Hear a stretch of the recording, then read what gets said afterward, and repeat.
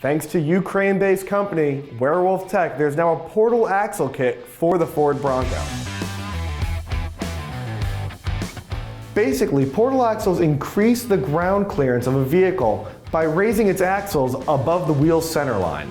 It achieves this magnificent feat by adding a little gear set to the axle on each of the four corners. Now, if you've never heard of portal axles, don't worry, they're pretty rare.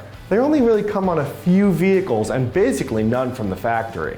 Werewolf says its kit for the Ford Bronco is completely bolt-on and doesn't require any modifications. The company says the kit raises the ride height by 5.1 inches and decreases the gear ratio by 35%. That means more torque when you're off-road. For reference, the standard Bronco rides somewhere between 8.3 and 11.6 inches off the ground already, so an extra 5.1 inches is a really big gain. All of this portal axle goodness will cost you about $16,000. If you want portal axles in your car but you don't have a Bronco, don't worry, Werewolf Tech has you covered. They make portal axle kits for a dozen other vehicles. Cars like non-4x4 squared Mercedes G-Wagons, Jeep Wranglers, and Toyota Tacomas.